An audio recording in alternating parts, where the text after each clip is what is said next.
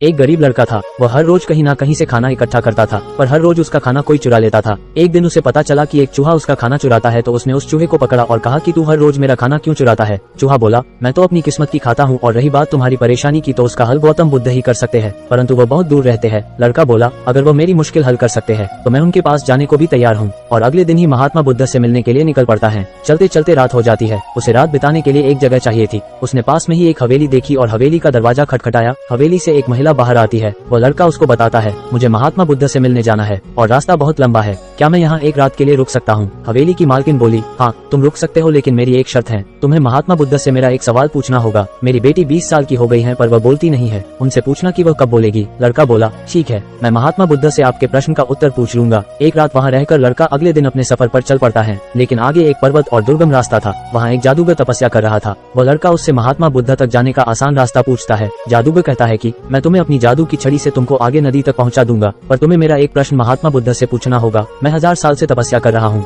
मैं स्वर्ग कब जाऊंगा। लड़का उसकी बात मान लेता है और जादूगर उसे नदी तक पहुंचा देता है। नदी को पार करते ही महात्मा बुद्ध का आश्रम था। वहाँ एक बहुत बड़ा सा कछुआ था। उस लड़के ने कछुआ से कहा, मुझे महात्मा बुद्ध के आश्रम तक जाना है, मुझे अपनी पीठ पर नदी पार करवा दो। कछुआ बोला, नदी तो मैं पार करवा दूंगा, परंतु तुम्हें महात्मा बुद्ध से मेरा एक प्रश्न पूछना होगा। मैं 500 साल से नदी में हूँ, मैं ड्रैगन कब बनूंगा। लड़का कछुए की बात मान लेता है और वह नदी पार करवा देता है।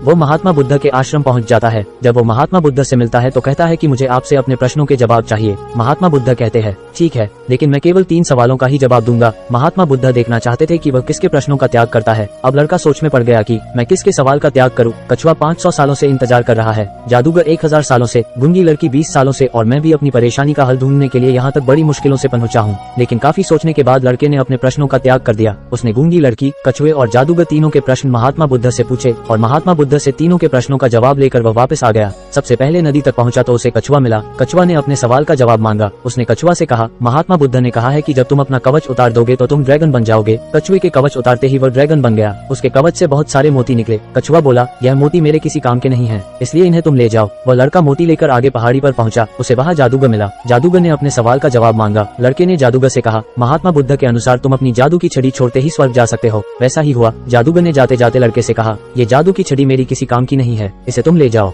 लड़के ने छड़ी ली और आगे चल पड़ा। चलते चलते वह हवेली तक पहुंचा। हवेली की मालकिन ने अपने सवाल का जवाब मांगा। लड़का बोला कि आप अपनी बेटी की शादी करवा दीजिए, वो शादी करते ही बोलने लगेगी। हवेली की मालकिन बोली कि तुम महात्मा बुद्ध से उत्तर लाए हो, इसलिए तुम ही मेरी बेटी से शादी कर लो। लड़के और लड़की ने एक दूसरे को पसंद किया और उनकी शादी कर दी गई। शादी होते ही लड़की बोलने लगी। इस तरह लड़के ने 3 लोगों की मुश्किलों को देखकर अपने सवाल का त्याग किया। उसे उस त्याग के फल में मोती के रूप में पैसा, छड़ी के रूप में शक्ति और एक रूपवान पत्नी मिल गई। ये कहानी हमें बताती है कि किसी की मदद करने के लिए अमीर होना जरूरी नहीं है, बस सच्ची नियत होनी चाहिए और त्याग का फल हमेशा मिलता ही है।